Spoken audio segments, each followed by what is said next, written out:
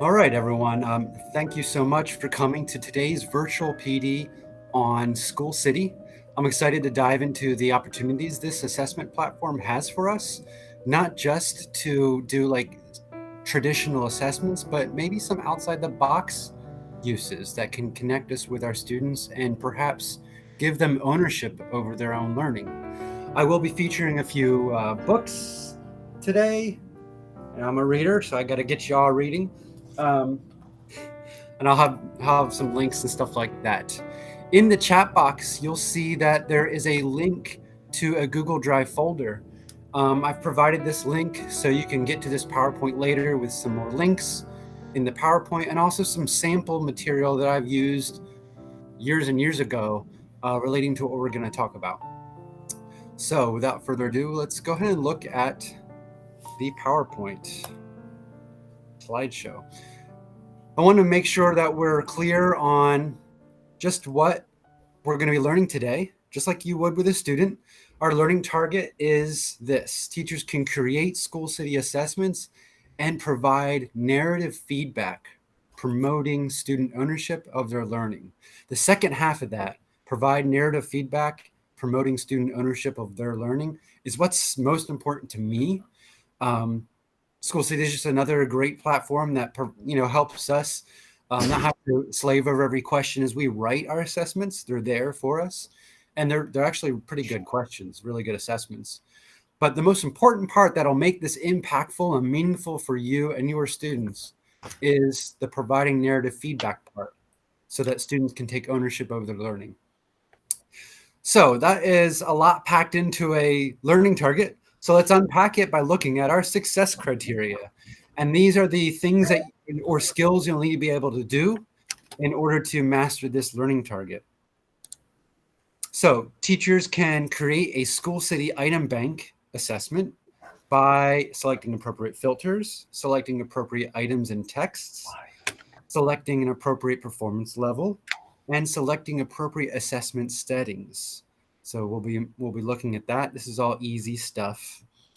The second success criteria: teachers can develop a purpose for assessment by defining their why before the what.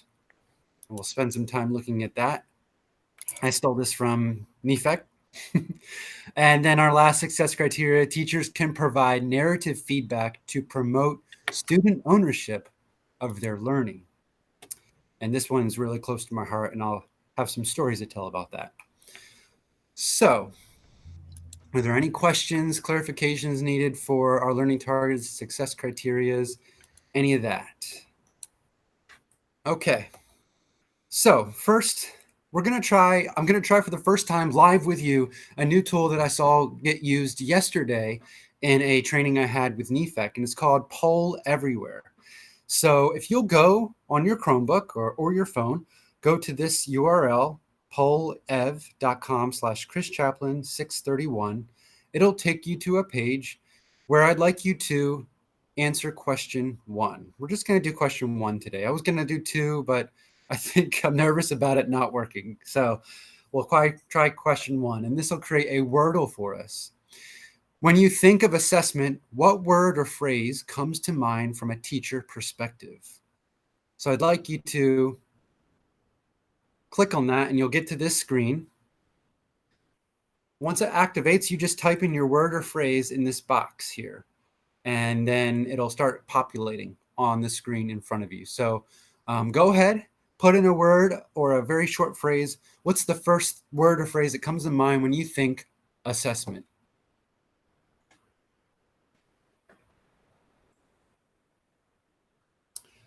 All right, so we have a bunch of stuff popping up: quizzes, retention, authentic. Ooh, authentic, I like that.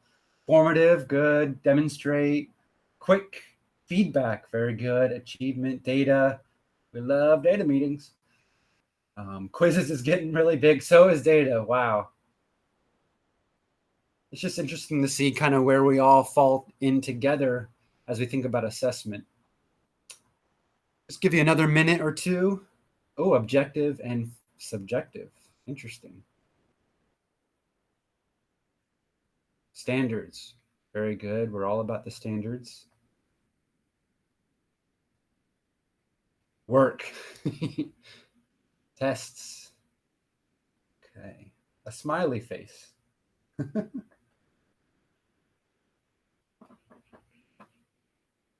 Understanding. I love how that's coming to the top here.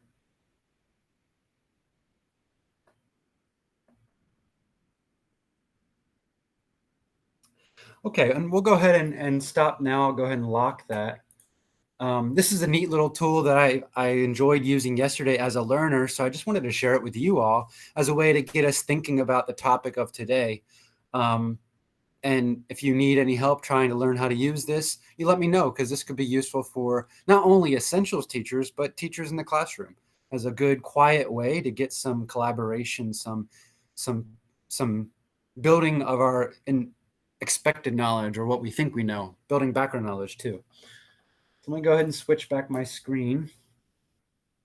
So if we're going to have you do that same process with from a student's point of view, I mean, you would think there might be some negative words that pop up. And for me as a teacher, some negative words that might pop up from a teacher point of view is backlash, right? Once you give the grades back, you get some backlash from students, from parents, maybe admin. So I want us to think today about how to make that backlash not happen if we think more intentionally about our why. Because if the students know why we're doing an assessment, and you've thought carefully why we're doing the assessment, perhaps we'll have a different outcome. Perhaps we'll have a better outcome. So I'm going to play this video. It's only about 5 minutes long. It's from Simon Sinek. And this is part of his TED Talk. He runs a company that really looks at the patterns of achievement and success to promote leadership skills. And his thing is all about how we should start with why. So go ahead and turn up your volume or put in your headphones. We're going to listen to Mr. Sinek for a little bit.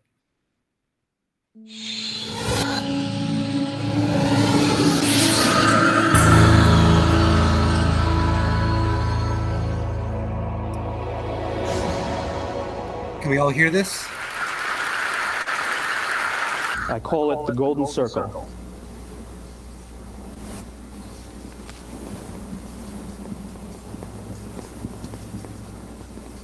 Why, how, what?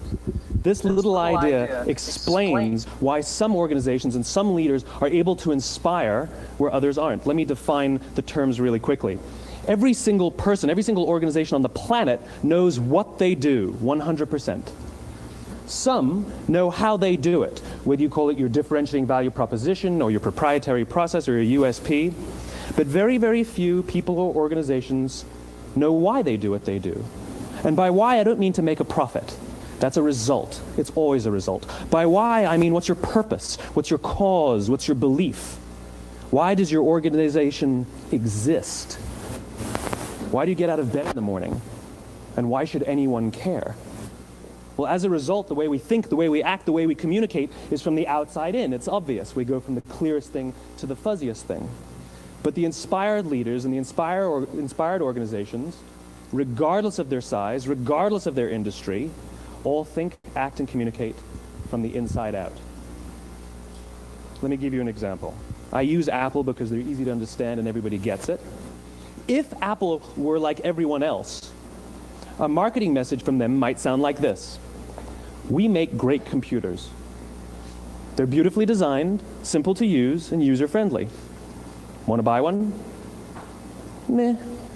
And that's how most of us communicate. That's how most marketing is done, that's how most sales is done, and that's how most of us communicate interpersonally. We say what we do, we say how we're different or how we're better, and we expect some sort of behavior, a purchase, a vote, something like that. Here's our new law firm. We have the best lawyers with the biggest clients. We have, we always perform for our clients, do business with us. Here's our new car. It gets great gas mileage. It has, leather seats. Buy our car. But it's uninspiring. Here's how Apple actually communicates. Everything we do, we believe in challenging the status quo. We believe in thinking differently. The way we challenge the status quo is by making our products beautifully designed, simple to use, and user-friendly. We just happen to make great computers. Want to buy one? Totally different, right? You're ready to buy a computer from me. All I did was reverse the order of the information. What it proves to us is that people don't buy what you do, people buy why you do it. People don't buy what you do, they buy why you do it. This explains why every single person in this room is perfectly comfortable buying a computer from Apple. But we're also perfectly comfortable buying an MP3 player from Apple, or a phone from Apple, or a DVR from Apple. But as I said before, Apple's just a computer company. There's nothing that distinguishes them structurally from any of their competitors. Their competitors are all equally qualified to make all of these products. In fact, they tried. A few years ago, Gateway came out with flat-screen TVs. They're eminently qualified to make flat-screen TVs. They've been making flat-screen monitors for years. Nobody bought one. And Dell came out with MP3 players and PDAs. And they make great quality products, and they can make perfectly well-designed products, and nobody bought one. In fact, talking about it now, we can't even imagine buying an MP3 player from Dell. Why would you buy an MP3 player from a computer company? But we do it every day. People don't buy what you do, they buy why you do it. When we communicate from the outside in, yes, people can understand vast amounts of complicated information like features and benefits and facts and figures. It just doesn't drive behavior. When we communicate from the inside out, we're talking directly to the part of the brain that controls behavior, and then we allow people to rationalize it with the tangible things we say and do. This is where gut decisions come from. You know, sometimes you can give somebody all the facts and your figures, and they say, I know what all the facts and details say, but it just doesn't feel right. Why would we use that verb? It doesn't feel right, because the part of the brain that controls decision-making doesn't control language. And the best we can muster up is, I don't know, it just doesn't feel right. Or sometimes you say you're leading with your heart, or you're leading with your soul. Well, I hate to break it to you, those aren't other body parts controlling your behavior. It's all happening here in your limbic brain, the part of the brain that controls decision-making and not language. But if you don't know why you do what you do, and people respond to why you do what you do, then how will you ever get people to vote for you or buy something from you, or more importantly, be loyal?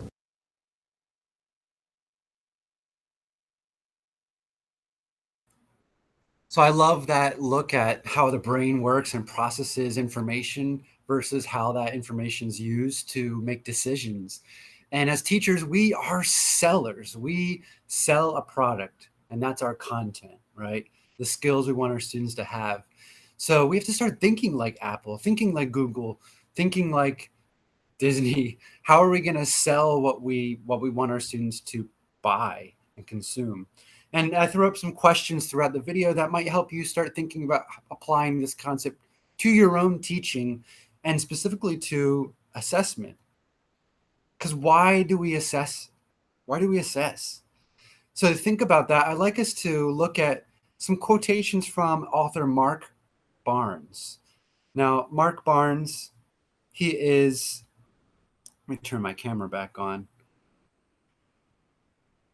He is the author of this book that I read one summer called Assessment 3.0, and it changed everything for me. And I'll talk more about that later. But for now, we'll go ahead and look at some of these quotes. Let me turn this camera off. Okay, so I would like you to look at these quotes and think for a few minutes. Which one do you have the strongest reaction to, whether positive or negative? And these are all about assessment. And then why do you think you reacted to that quotation in that manner? And then last, using the quotation and your experience as a teacher and as a former student, jot down your why for using SchoolCity. I want us to think about now, before we really even dive into SchoolCity, why are you going to use it as a seller of content in your classroom? And you can share this for those that are in one room. You can share with a shoulder partner, all those good things, talk to each other. Or you can do this just on your own. Jot down somewhere, why are you going to be using SchoolCity?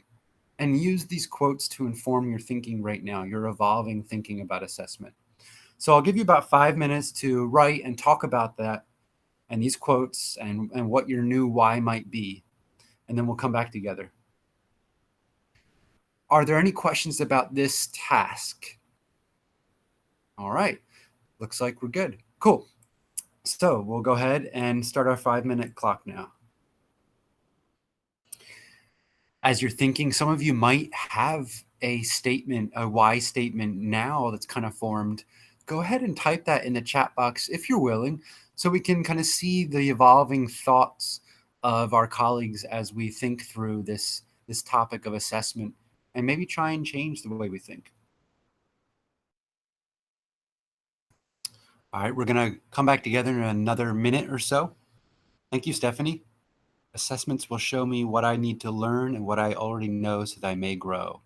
I love that, and the rhyme at the end, so that's cool. I love the practicality of your answer, Ashley.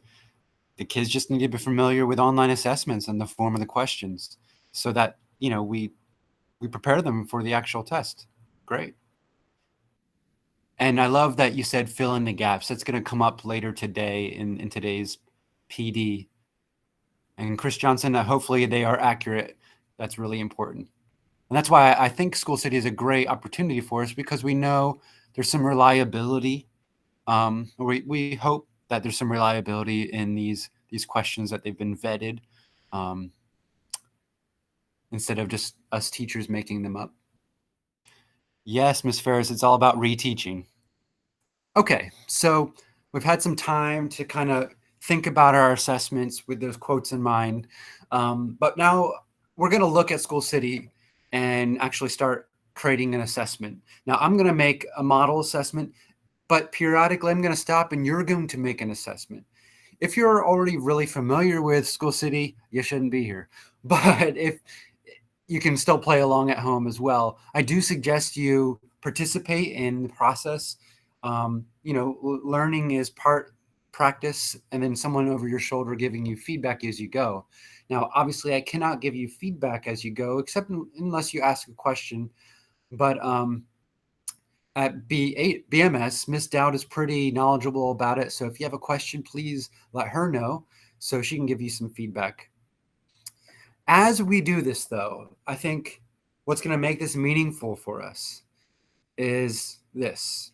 As we look at how to make assessments, I ask you to think outside the box.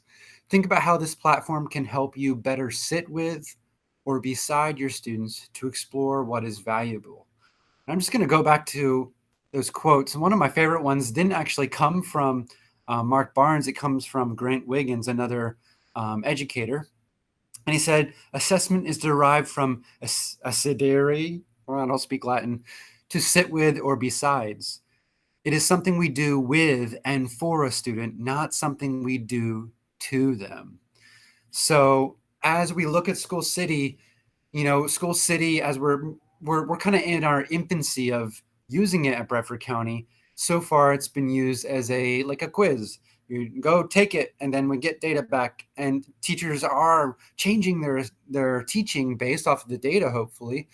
But are there other ways we can use SchoolCity to come beside students, to look at what is valuable in their learning, and perhaps, and I hope help them own their learning process and evolution over time and be aware of what they're learning and how.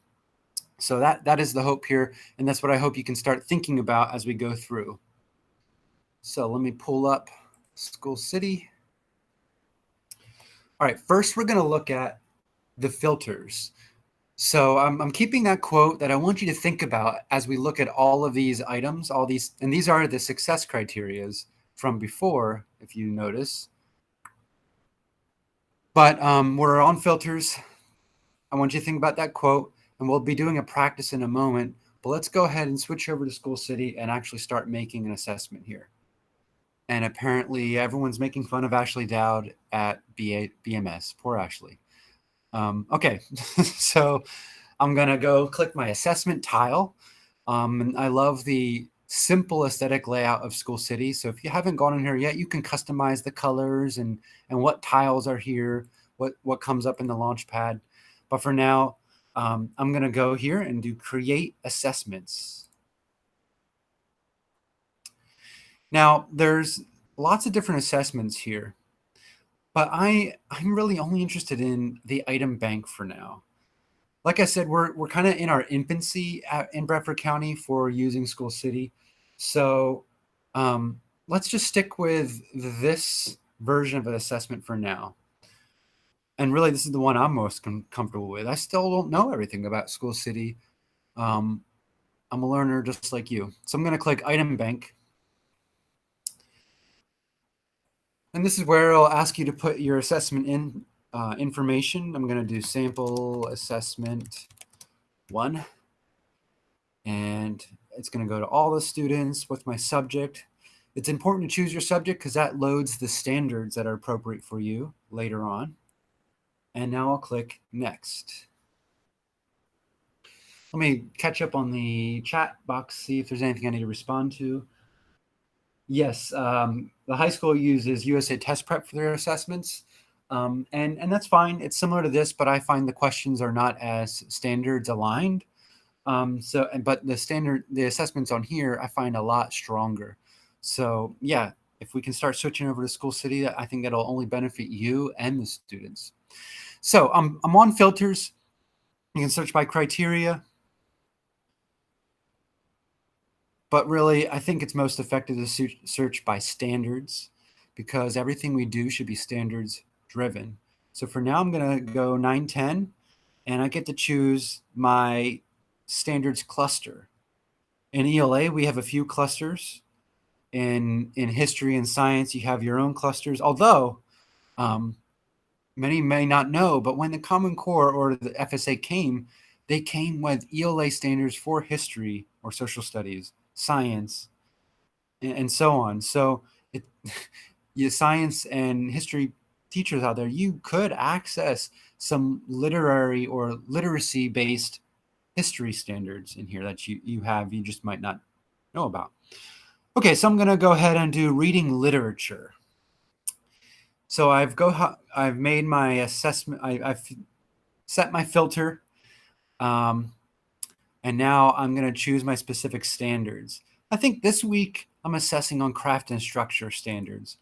So I can just select one standard, or I often like to assess a whole cluster together because I'll have more options.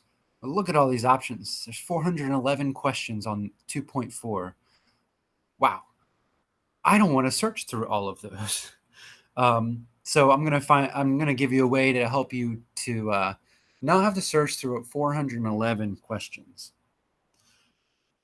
But that's all I would do. And that's all I want you to do now. So go ahead. We're going to take 3 minutes to practice and do everything I've just done.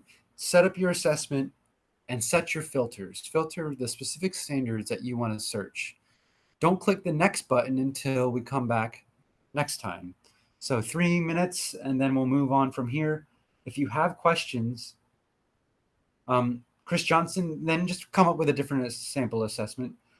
Honestly, it would be cool if you make something that you could actually give in class, because one way you could use this that's outside the box is making a bell ringer to measure or track a certain skill. I know I've been promoting to my ELA teachers that they do bell ringers on vocabulary. So let me go back to SchoolCity. That would be making a bell ringer using just this standard as your source of questions. Or for my ELA people, I might even want to just do 3.4, because then you can isolate specific skills, context clues, patterns of words, parts of speech, and so on, the different ways you can figure out words you don't know. So that's one outside the box way that you can use SchoolCity. And that's one way you can narrow down what you're doing. So I suggest making a sample bell ringer that you could use tomorrow in your classes or next week, and have that reflect in the title. All right, go ahead. You have 3 minutes to set your filters and type in those questions as you go, or you can speak, turn on your mic and give us all a question. Good luck. Okay. Yes, Caleb, there's so much good in SchoolCity. So I challenge you challenge you to play some more after today in SchoolCity, but for now, let's go ahead and move on. So I've selected my standards. Let me reselect them. There we go. And now I'm going to go next. And this is my items. So now this is the fun part, at least for me, or the meat of your process on SchoolCity, where you actually looking at the items. Now, look, I have 945 questions to dig through. I don't want to do that. So I'm going to search via passages. So there's 403 passages. It's a little more manageable than 945. So I'm going to let that load here. What this is going to give us is a passage and then all the questions on our specific standards. So Ulysses here, as you can see, has only 2 questions from my standards. So if I'm doing a bell ringer and I only want, my students to take 2 or 3 questions, this might be perfect. And, it's a poem it's a little long, but I might do that for a bell ringer. But if I'm doing a fuller assessment, 2 questions is not going to cut it. And I'm not going to have my kids read a whole long, difficult passage just for 2 questions. As a student, the payoff doesn't seem like it's worthwhile. Maybe it's frustrating. And you might end up having 4 to 5 to 6 passages just to get 10 to 15 questions. And then we're getting into burnout for students and not enough time in class. So I suggest not choosing passages that only have 1 or 2 or 3 questions, depending on how long you want to make your test or your assessment. So I'm going to keep looking. This one only has 1, so that's not very helpful for me. It's loading some more for me.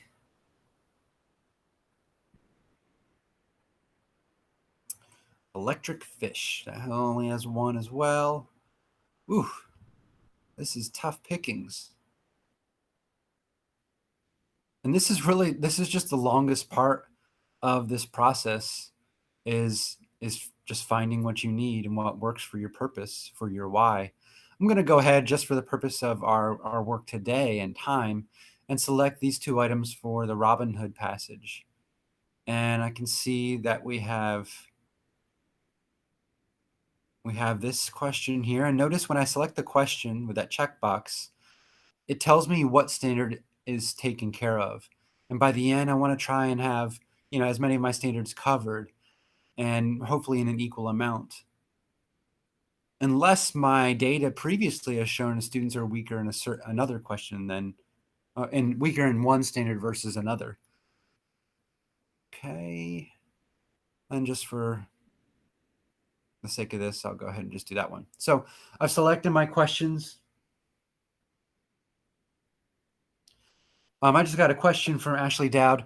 Will I be going over how to upload our own questions? No, not in this tutorial because I've done it before and I don't remember how to do it yet. So I'm not, I can't speak to that yet. I have to do my own refreshing and playing around with it before I get to that. But perhaps that can be something in the future.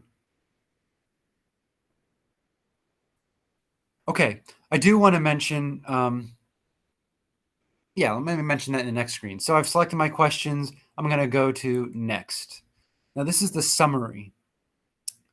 The summary tells me, what the answers are, the standards I've selected, the difficulty level. Now, I don't know why these didn't come up, but you can see in our depth of knowledge, web depths of knowledge, these are skill level 2. I might not have a good enough spread of rigor in this quiz. I might want to go back and try and find questions that, maybe 1 high difficulty or in level 3, and maybe 1 level 1 or easy difficulty. That's something I want to play with when I look at my summary screen.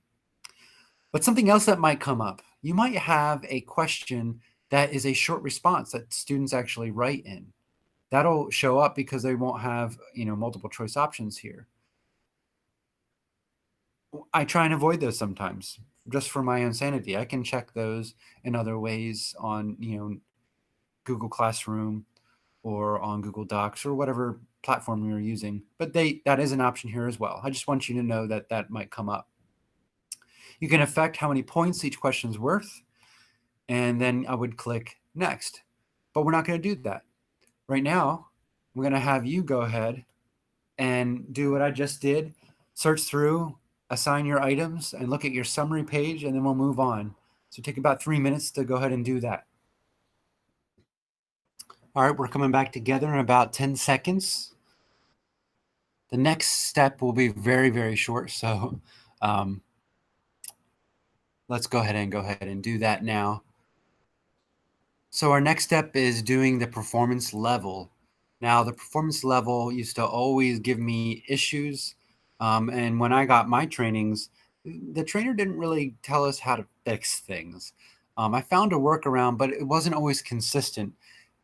But 2 nights ago, I finally opened my eyes and saw this button called Skip Performance Level. That's what I recommend you do. Of course, you can play around with a performance level, and performance levels basically just show, based off of how students perform on your assessment, what categories do they fall into in terms of proficiency, and it color codes them for data and stuff like that. But and you can apply this preset one, but it doesn't always work based on the number of questions you assign in your assessment, for various reasons. And I don't really feel like it's important to go over that now, because I haven't figured it out. But I have figured out you can make an assessment and it works perfectly fine without performance levels. So go ahead and click Skip Performance Level. So now you end up in your settings screen, and you set up all your settings, your administration window. I like to try and at least have, let's make it 2 weeks or so. You have absences, you have quarantines, you have all those kind of things. So make it a good window. Now we're not doing scanning. We're not doing a grade cam. We're only doing online. So I'm going to check those off. What scanning is, there is an option where you can print out a Scantron, and the students can answer on paper, and then you would scan that in your copier or your computer, and the SchoolCity would grade it for you real quick. The grade cam is a really neat tool. It's a neat feature. It's similar. You print out a physical paper copy of your assessment and just a Scantron of it, and then they hold that up to your camera on your Chromebook, and boom, SchoolCity immediately scores it. So that's cool. That's kind of novel, but a lot of our students might not be in the classroom with us consistently, with all the COVID-19 quarantines and such. So the online one, I think, is the most reliable option to choose for your settings. You can choose your score end date, and any other settings you want to do. You have a lot of options for your online settings. How long can they sit there and take it? And so on. Just check out what we have here. Can they take it on the weekends? If I don't know, I don't think you want them to do that. Time window, can they when during the day are they allowed to take it? So this is something to check. If you're having kids come in after school to do makeups, you want to make sure your end time is beyond that time period. Or if they're coming before school, you can check that time. But I think the default 7 a.m. to 5 p.m. is set on all yours. If this is math, you can have calculators turned on for them, scientific and advanced, and equation stuff. I don't know what that is. You can embed video and audio if you need to, and translation, all those kind of things. Highlighters for our ELA teachers we want our students to do their strategies. Well, they can, as far as it looks like on here with these kind of tools. It's also important for all of our teachers to note that these tools here are the same tools that they have on the FSA. So like Ashley said earlier, giving them more frequent routine practice with SchoolCity helps them become fluent with online test taking, so that when they come to the FSA, a barrier to their performance isn't the online platform itself. And so we can actually measure just their skills rather than their fluency with technology. All right, so I'm happy with all my settings. I'm gonna hide that now. And you can enable a browser lockdown. But I wouldn't do that. It looks like they have to have a certain kind of thing downloaded. So that might screw everything up. I wouldn't do that. So I'm gonna go ahead and publish my assessment now that the settings are done. And do I want to do anything? Nope, I am good. So go ahead, and I'd like you to go to your settings, adjust them according to your needs. Then we'll come back and look how you assign the tests, because now it's published, but students still cannot take it yet. You have to do one more step, which is to assign it. But we'll do that in about 3 minutes as you finish your settings. Good luck. All right, let's go ahead and continue here. So now this page is how you can kind of sort through your stuff. You can also find your grade level team teachers. And if one person is making the assessments for both of you, such as 7th grade in ELA at the middle school, Miss Durbin, I believe, is making the assessments, but Miss Matthews uses them as well. So you can go in here and find your partner and click refresh, and their assessment will come up. But there's my assessment here. I had my name, I have my items, my start and end date. Green means it's published. Okay, it's an item bank. But now I want to go ahead and administer it online. And so I would click this button, but why isn't it working here? Oh boy. Let's see. Let's see if anything's not working in my setup.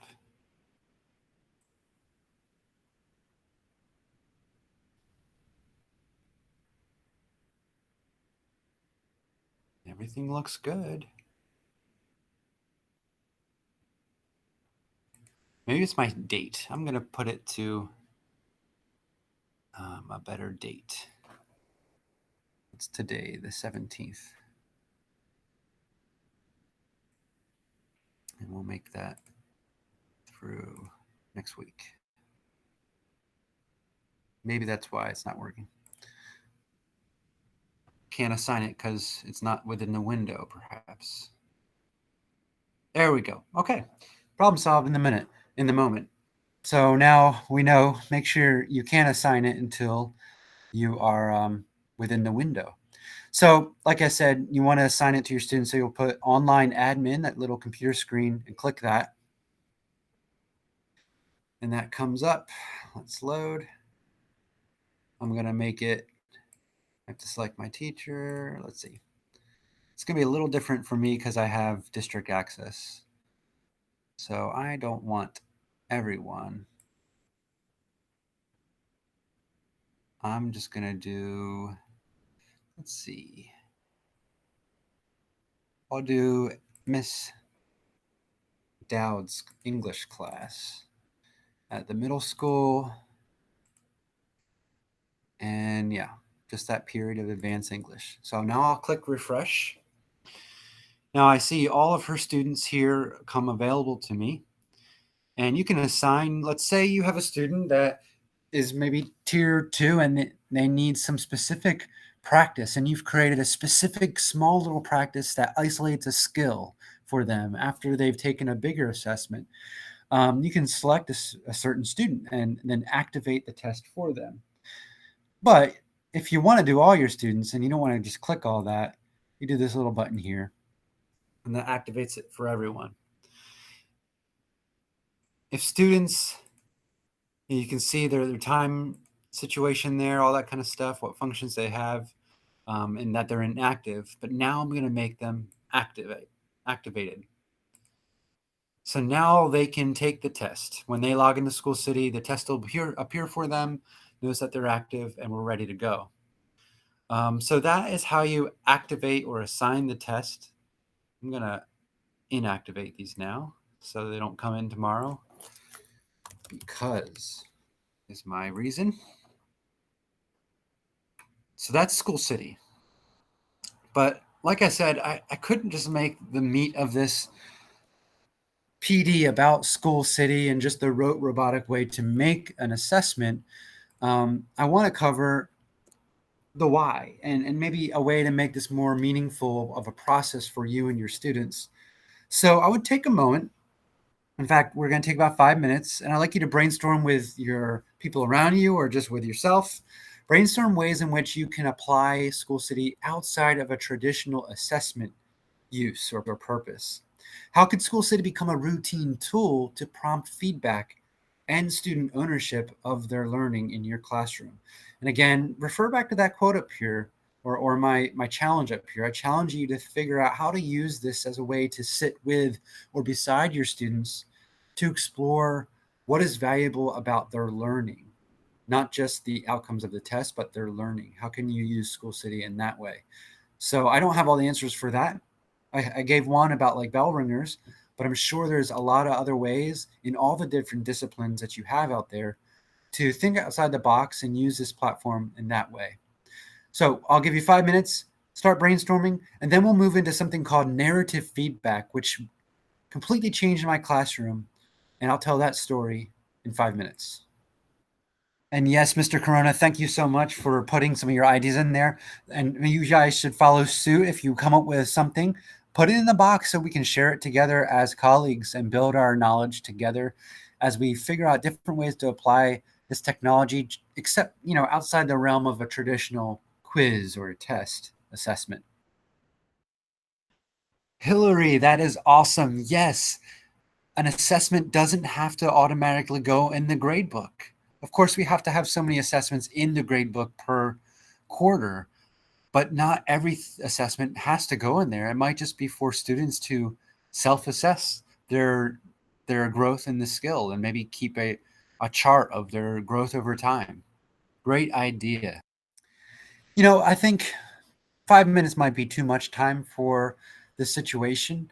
Of course, your thinking should continue on after this PD. But let's go ahead and move on to the next step, which I'm really excited for. I can't wait. So let's go ahead and move there. So this is my 10th or 11th year in education. And for years, I was very frustrated with giving grades after a while. In Gainesville, I started teaching in IB and AP classes where grades equaled life. And so if a student got an 89, they were in tears and their parents were infuriated. And a lot of backlash came toward me. And I left parent conferences shaking sometimes with the fury that I had to deal with. So I became really exhausted by giving grades to students.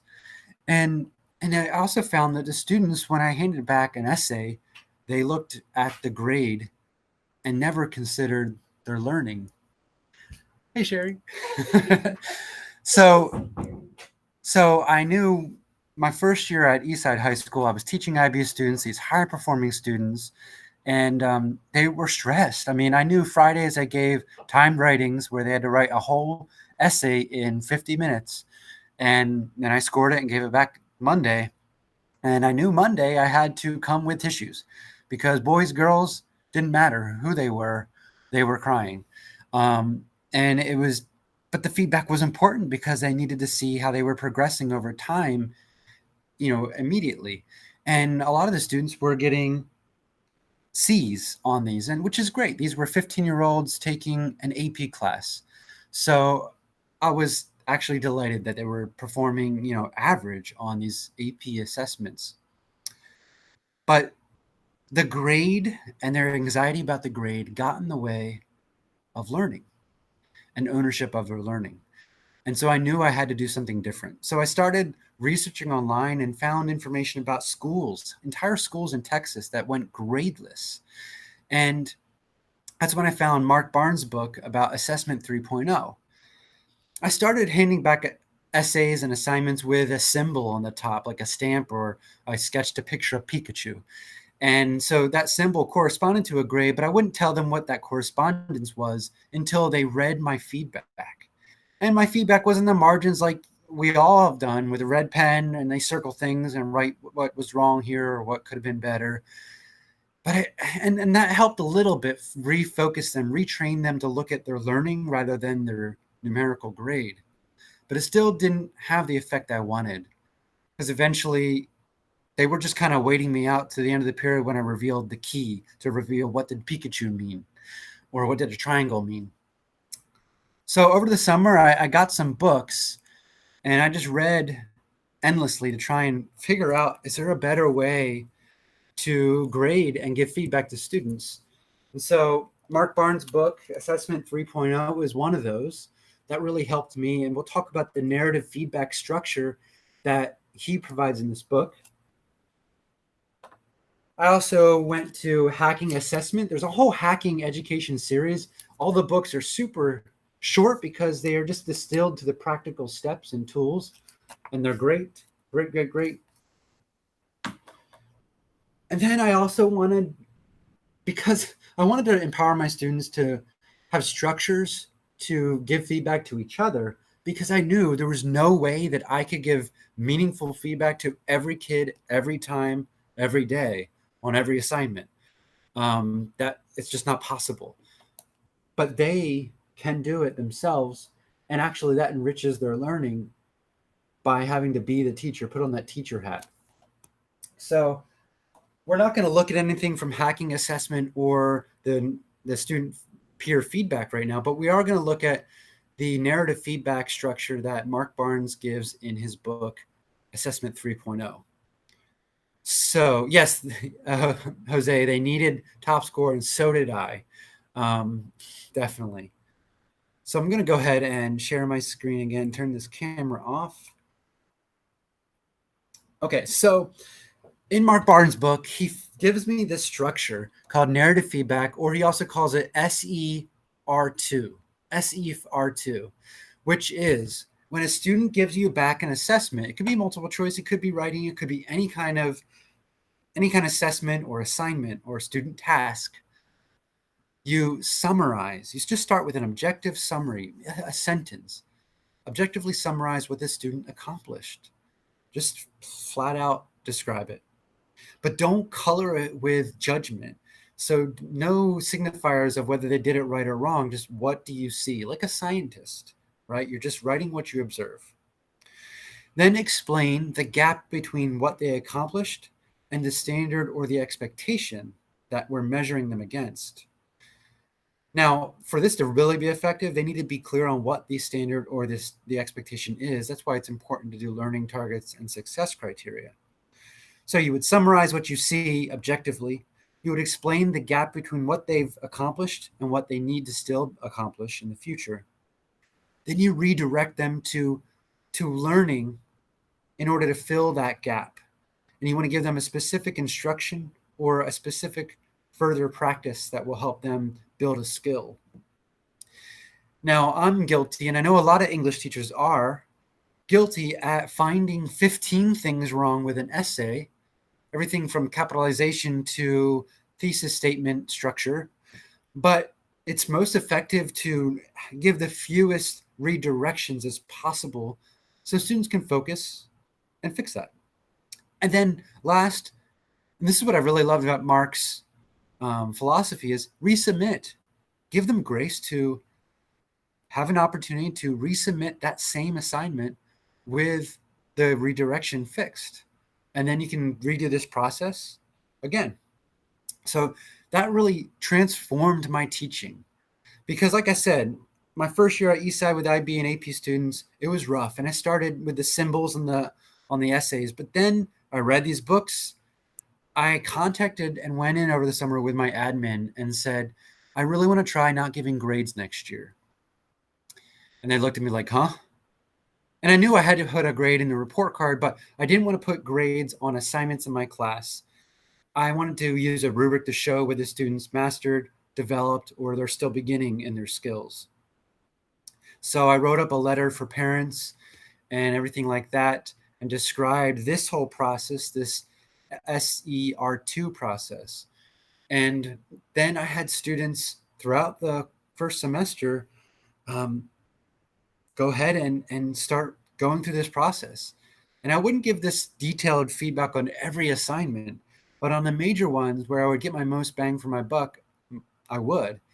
And it started dialogue between me and the students, and it became about the learning and not about the grade. Now, at the progress report time and the quarter time, students had to meet with me and have a conference and bring representations of their work and prove their mastery of the standards. And then we would just negotiate what numerical number would best reflect their progress this quarter. I was terrified that they would all give themselves A's. And I did have a student say, well, I should get 105. And I said, well, show me the evidence. And he couldn't. But I had students give themselves C's and B's and D's. And some students gave themselves a score that was lower than I would give them. So it was an interesting process. It was an interesting process to negotiate their grade, but the negotiation is around evidence that they can provide about their mastery of standards. I was no longer the bad guy giving the bad grade. We gave it together. So narrative feedback is essential for that. And I think it would be essential to make an online cold and remote test more meaningful and human for our students. So I'd like you to take a couple minutes and practice giving some narrative feedback on this sample. And here's the prompt for the sample. I wrote this sample. The prompt is, based on today's PD, define an effective why for using SchoolCity. Use academic voice in your response. So you're going to read this. This is a sample response to this prompt. I provided the SER2 structure here for you. You can write this out. You can just talk it out with someone near you. You can talk to yourself if you want to too. But I want you to, before we move on, before you're too removed from my exposure to you to narrative feedback, I want you to practice it. So go ahead and take a moment or two and design or craft some feedback in this structure for this response to this prompt. And if anyone is brave out there, I would love to hear your feedback, your narrative feedback that you would give to this person who wrote this sample response. How would you give them targeted, directed feedback? Okay, so we're back to where we began with our learning target and success criteria. Hopefully that you're able to now create a SchoolCity assessment, but also provide some narrative feedback, prompting students to own their own learning. And that conversation between you and the students with each other is incredibly important for them to make this whole process of learning as human as possible, especially now that we are disconnected. We're only connected by screens for many of our students, or a good portion of the students in Bradford County. But let's go through our success criteria. We have selected filters, items, performance levels, and in our settings. We hopefully have gone further in making our why more clear. And then finally, we got exposure to making narrative feedback so that our students can own their learning and we can connect with them. Today I have had reconstructive knee surgery a couple weeks ago. So I go to PT twice a week. And today it just clicked as I was thinking about this PD that my physical therapists, they are teachers. They assign me a task and then they walk away and let me do that task. And then they walk by and gave me a word or two, just a feedback, whether it's, oh, yes, you're doing great. Your leg's straighter than ever. Good job. Or, hey, you need to tighten up this muscle here. Now try it this time. Oh, good. Keep doing that. Remember that feeling. I just got constant little tiny feedback. It wasn't tons of feedback, but they would give me a task. They would set me loose to do it, then come back after they observe me and give me little bits of feedback at a time. So narrative feedback doesn't have to be long paragraphs. It could be 3 sentences. It could be just a few words. But the structure that we saw over here, SER2, I think is critical. So try out that structure. It's nothing brilliant, but structure helps us to be more intentional in what we're doing. So I'll leave that up here, and I'll stay online for a little bit longer, maybe 10 more minutes if you have any more questions. And if you ever need more support creating assessments or designing creative ways to sit with and beside your students, just reach out, let me know. I'm always available through email. So let me know what I can do for you as you work to make your assessments more meaningful for your students. And I just thank you so much for joining me and staying a couple minutes later. And I look forward to our learning more in the future.